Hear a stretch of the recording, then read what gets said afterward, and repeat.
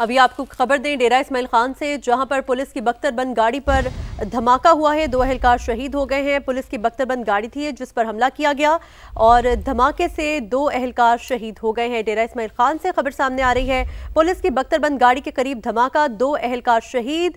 धमाका कोलाची के इलाके हथाला में हुआ है। डीएसपी के मुताबिक इलाके में सर्च ऑपरेशन इस वक्त जारी है। ये बात डीपीओ ने भी बताई। डेरा इस्माइल खान में पुलिस की बख्तरबंद गाड़ी के करीब धमाका, 2 अहलकार शहीद। धमाका कोलाची के इलाके हथाला में हुआ है, ऐसा कहना है पुलिस की जानिब से। इलाके में सर्च ऑपरेशन भी जारी है। आपको बताएं कि पुलिस की बख्तरबंद गाड़ी के करीब धमाका हुआ, 2 अहलकार शहीद हो गए। डेरा इस्माइल खान में ये वाकया पेश आया है। कोलाची के इलाके हथाला में धमाका हुआ है पुलिस की गाड़ी के करीब, जहां पर 2 अहलकार शहीद हो गए। बख्तरबंद पुलिस की गाड़ी थी जिसके करीब धमाका हुआ, उसको निशाना बनाया गया, जिसके नतीजे में 2 अहलकार शहीद हुए हैं। इलाके में अभी सर्च ऑपरेशन जारी है। धमाका कोलाची के इलाके हथाला में हुआ है, ये बताना है पुलिस का। डेरा इस्माइल खान में कोलाची के इलाके हथाला में ये धमाका हुआ है। पुलिस की बख्तरबंद गाड़ी के करीब धमाका हुआ है। अहमद नवाज मुगल से बात कर लेते हैं। जी अहमद नवाज, क्या डिटेल सामने आ रही है? जी बिल्कुल, पुलिस जो है अपने सर्च ऑपरेशन से वापस थाना हथाला की तरफ आ रही थी कि कनौड़ी के इलाके के करीब जो है पुलिस बख्तरबंद गाड़ी के करीब आईडी ब्लास्ट हुआ है। आईडी ब्लास्ट में जो है 2 पुलिस एहलकार शहीद हो चुके हैं और 7 जख्मी हैं। शहीद और जख्मी होने वालों को जो है करीबी अस्पताल मुंतकिल किया जा रहा है। पुलिस ने इलाके को घेरे में लेकर सर्च ऑपरेशन भी शुरू कर दिया है। जी ठीक है, तो जो जख्मी हुए हैं, जख्मों की नौयत क्या है, मजीद क्या डिटेल सामने आ रही हैं? जी भी रेस्क्यू टीमें रवाना हो चुके हैं। जख्मी जो है वो शदीद जख्मी हैं और उनको जो है फौरी तौर पर तहसील हेडक्वार्टर हॉस्पिटल मुंतकिल करने के लिए जो है इकदाम किए जा रहे हैं, क्योंकि ये इलाका इंतहाई खतरनाक है और यहाँ पर जो है दहशतगर्दों की भी मौजूदगी की इतला है। पुलिस और सिक्योरिटी फोर्सेस इलाके में सर्च ऑपरेशन भी जारी रखे हुए हैं। ठीक है, अपडेट्स के लिए शुक्रिया आपका। वज़ीर आज़म शहबाज शरीफ ने कहा है, मुसल्लह अफवाज ने भारत को जंग में जन्नाटेदार थप्पड़ रसीद किया। अमरीकी कांग्रेस की रिपोर्ट ने जंग में हमारी फतह पर मोहर सब्त कर दी। शाहीनों की कारकर्दगी ने दुश्मन को घुटनों के बल गिरने पर मजबूर किया। अमरीकी सदर भी 7 भारतीय तैयारे गिराने का बार बार जिक्र कर चुके। आजाद कश्मीर के शहर बाग में दानिश स्कूल का संग बुनियाद रखने की तकरीब से खिताब में ये भी कहा कि जादू टोने और फूकों से मामलात नहीं चलते। मुआशी मैदान में दिन रात मेहनत कर रहे हैं, ये भी उन्होंने कहा। एक दिन आएगा जब हमारी कर्जों से जान छूट जाएगी।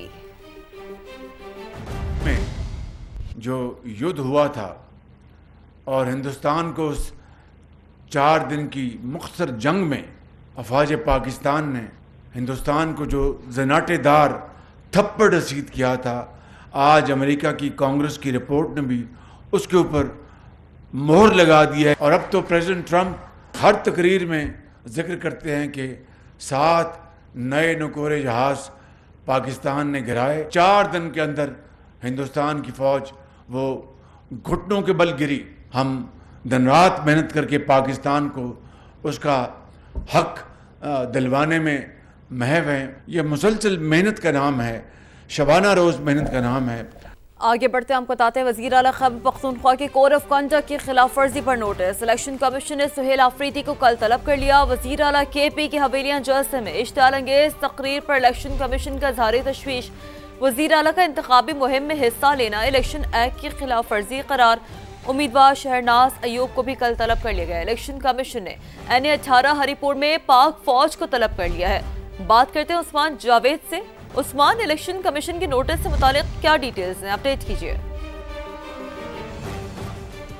देखें, गुज़श्ता रोज़ वज़ीर आला खैबर पख्तूनख्वा की जानिब से हवेलियाँ जलसे में शिरकत और इलेक्शन अमले को धमकी का नोटिस इलेक्शन कमीशन ने लेते हुए इसको इलेक्शन एक्ट 2017 की खिलाफ वर्जी करार देते हुए केस को समाअत के लिए मुकर्रर कर दिया है।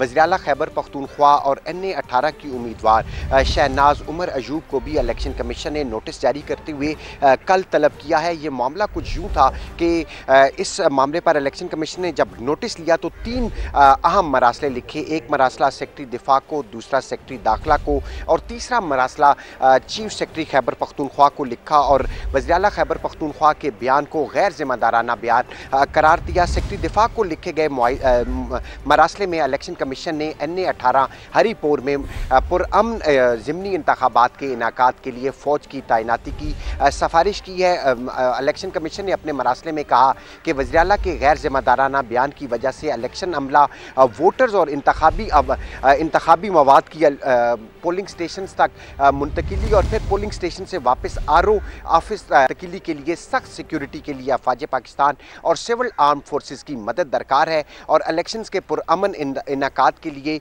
और वोटर्स और इंतखाबी अमले की जान की हिफाजत यकीनी बनाने के लिए अफवाज पाकिस्तान को तैनात किया जाए, क्योंकि इस गैर जिम्मेदाराना बयान की वजह से वोटर्स और इंतखाबी अमले की जान को ख़तरा लाहक है। इसके साथ साथ इलेक्शन कमीशन ने अपने अलामिया में यह भी कहा कि सूबाई इलेक्शन कमिश्नर खैबर पख्तूनख्वा को इस तमाम तर सूरत हाल के ऊपर चीफ सेक्रेटरी खैबर पख्तूनख्वा और IG खैबर पख्तूनख्वा से मीटिंग करने की हिदायत दी है और साथ ये कहा है कि वोटर्स और इस तमाम इंतखाबी अमल को पुरअमन बनाने के हवाले से इसी मामले पर बात करने के लिए हमारे साथ मौजूद है secretary election commission Kanwar Dilshad और सरबराह पिलडाट अहमद बिलाल महबूब साहब ने हमें ज्वाइन किया है। सर बहुत शुक्रिया आपके वक्त का। कंवर साहब कहिएगा, क्या समझते हैं आप, वज़ीर आला खैबर पख्तूनख्वा को कितनी सजा हो सकती है?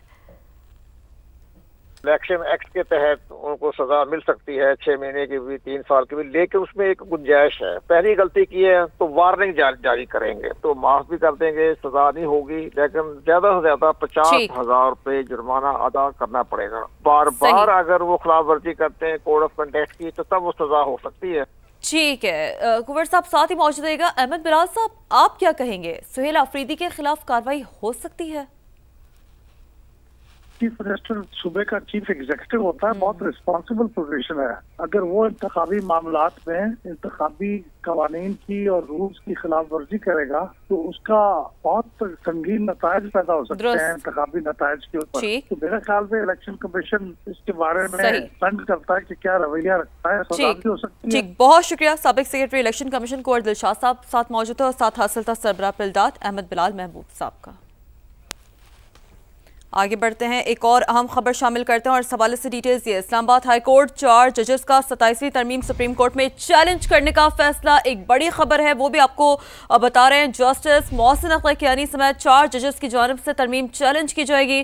तरमीम चैलेंज करने के लिए ड्राफ्ट तैयार कर लिया गया है, सुप्रीम कोर्ट भेज दिया गया है ये ड्राफ्ट। तो इस्लामाबाद हाई कोर्ट से बड़ी अहम खबर सामने आ रही है। ये खबर है 27वीं आईनी तरमीम से मुतालिक 4 जजेस का 27वीं तरमीम सुप्रीम कोर्ट में चैलेंज करने का फैसला, जिनमें शामिल हैं जस्टिस बाबर सत्तार, जस्टिस समन रिफत, जस्टिस सरदार एजाज इसा खान भी इन जजेस में शामिल हैं। तो तरमीम चैलेंज करने के लिए ड्राफ्ट तैयार कर लिया गया है और सुप्रीम कोर्ट ये ड्राफ्ट भेज दिया गया है। जस्टिस मोहसिन अख्तर कियानी समेत 4 जजेस की जानिब से तरमीम चैलेंज की जाएगी। बात करते हैं, सुहेल रशीद ने हमें ज्वाइन किया है। सुहेल, बड़ी अहम खबर है, बताइएगा क्या डिटेल्स हैं? देखिए, इस्लामाबाद हाई कोर्ट के 4 जजेस ने 27वीं तरमीम को चैलेंज करने का फैसला किया है, लेकिन इसके लिए उन्होंने इंतखाब किया सुप्रीम कोर्ट का कि सुप्रीम कोर्ट में इसको चैलेंज किया जाएगा। इस सिलसिले में एक बाज़ाब्ता तौर पर दरखास्त भी ड्राफ्ट कर ली गई है, जिसमें यह इस्तदा की गई है कि 27वीं आईनी तरमीम को आइन के बुनियादी ढांचे के खिलाफ करार दिया जाए और इसमें जो नई तरमीम की गई हैं उनको कदम भी करार दिया जाए और अदालत ये करार दे कि पार्लियामान ऐसी तरमीम नहीं कर सकती जिससे जो बुनियादी एक इख्तियारात का तवाज़ुन है वो डिस्टर्ब हो। लेकिन इस दरखास्त को सुप्रीम कोर्ट में अभी तक वारिस राय ने इस बात की तस्दीक की है कि एडमिट नहीं किया गया। जो दायरी ब्रांच है वहाँ पर इस दरखास्त को वसूल नहीं किया गया है और बज़ाहिर यही बताया जा रहा है कि इस पर दायरा इख्तियार का ही एतराज़ लग सकता है कि अब जो 27वीं आईनी तरमीम जब फील्ड में है तो ऐसी तमाम आईनी दरखास्तें जो है वो आईनी अदालत ही सुन सकती है, सुप्रीम कोर्ट का यह दायरा इख्तियार नहीं है। इसी वजह से अभी तक इस दरखास्त को बाज़ाब्ता तौर पर दायर नहीं किया जा सका। जी ठीक है, अपडेट्स के लिए शुक्रिया आपका। अफगान हुकूमत की हटधर्मी जारी है, तमाम बॉर्डर तजारती सरगर्मियों और पैदल आमदोरफ्त के लिए बंद है। पेशावर में तमाम कबायली अजला की ताजिर बरादरी, चैम्बर ऑफ कॉमर्स के मेम्बरान, ट्रांसपोर्टर्स और बल्दियाती नुमाइंदगान का ग्रैंड जरगा हुआ। इसी हवाले से मजीद बता रहे हैं, वहाँ मौजूद हैं समा के नुमाइंदे उमर शिनवारी। उमर, बताइएगा। पाक अफगान बॉर्डर पर कशीदगी बरकरार है और पाकिस्तान और अफगानिस्तान के जितने बॉर्डर है वो तिजारती सरगर्मियों के लिए और पैदल आमदरफ्त के लिए आज 40 रोज़ भी बदस्तूर बंद है। इस हवाले से आज पेशावर में एक निजी पार्क में यहाँ पर जो ताजर बरादरी है, इसके साथ जो कस्टम एजेंट्स है और जो दीगर लोग हैं जो मशरान है, इनकी जानिब से यहाँ पर एक जरगा मुनक्किद हुआ है बॉर्डर के हवाले से। मेरे साथ एक नुमाइंदा मौजूद है जरगे के, इनसे पूछते हैं कि क्या मुतालिबात है और क्या कहेंगे। हम सब का एक ही मुतालबा है कि बॉर्डर्स को बिला ताख़ीर फौरी तौर पर इसको खोल दिया जाए। ये सिर्फ पख्तून नहीं बल्कि पंजाब, बलूचिस्तान और कराची में जितने भी कारखानादार है, ट्रांसपोर्टर हज़रात है, कारोबारी हज़रात है, उस पर भी गहरे असरात है। तो जरगे का मुत्तफ़िक़ा मुतालबा है कि बिला ताख़ीर उसको खोल दिया जाए। उन्होंने यही मुतालबा बार बार किया कि मुज़ाकरात करे और जितने बॉर्डर हैं इनको तिजारती सरगर्मियों के लिए और पैदल आमदरफ्त के लिए भी खोल दिया जाए। जी।